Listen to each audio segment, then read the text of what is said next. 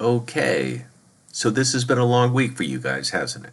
You've been thrown a lot of stuff at you and you've had to really take in a lot as well. So, what we've covered this week is how to control and to understand what nervousness is. You've gotten your first assignment, which is the demonstration speech, due in a few days. You've learned what the extemporaneous style of speaking is, and you've watched a rather long presentation on the basic format, how to design speeches for the extemporaneous style of speaking. By now, you should have selected your demonstration speech topic, and your rough outline will be due in a day or two, and you'll be getting back that rough outline with all the corrections made on it, and you'll have an opportunity to contact me if you want to, if you have any more questions. But basically, your speech should be locked in a couple of days, and that's when you practice. So today's talk is tips on preparation, what to keep in mind when preparing to speak.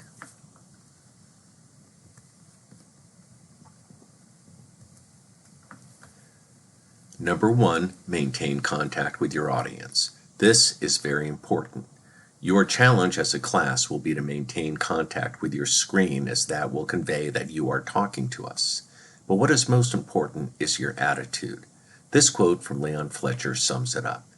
Effective contact comes largely through your mental attitude toward your listeners. Care about them, want them to listen to your words, remember your ideas, to believe your views, to respond as you desire. Tell yourself, believe, that you are interested in your listeners as individuals, and you will project better contact.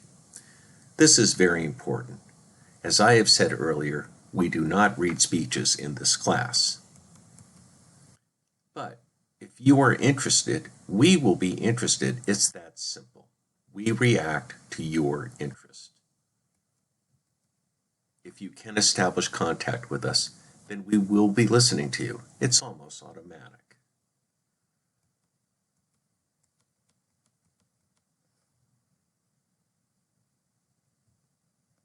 Number two, begin without referring to notes. Have your attention getter memorized. However, if you happen to freeze, and that's okay, just say good afternoon or good evening, and that will break the ice and give yourself a moment to refer to your index card or your outline on your computer.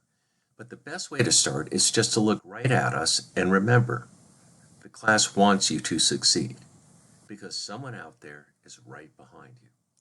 This is why you should always write out your attention getter. In case you forget, you will have it at your fingertips. This is one time when it's okay to read.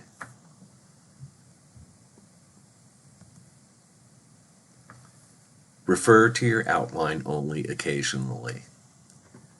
Your preparation should give you a good idea of where you are going with your speech. Your outline is your roadmap of where you are going, and you should not need to read it. It's okay to refer to it throughout your speech, but remember, to communicate, you must have contact. You can't do that when you read. At the same time, to effectively communicate, you must prepare. Let your outline help, not hinder your speech. So all those little things I talked about with the basic format, Roman numerals for the main parts, capital letters for the discussion points, numbers 1, 2, and 3 for subheaders, and if you're going to go in even further with subheaders, small letters A, B, and C. That's all designed to help you.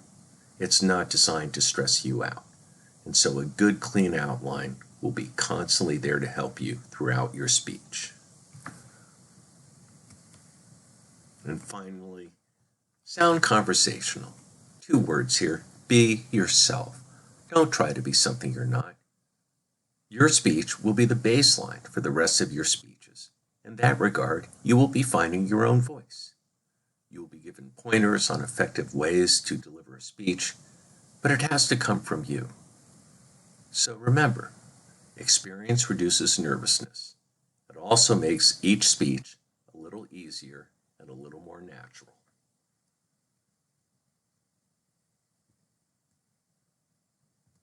So to review, maintain contact with your audience, begin without referring to notes. Refer to your outline only occasionally. Sound conversational. And just to reinforce what I said at the end, experience reduces nervousness. Practice your speech. Know where you're going with it. And I know you're all going to do a great job.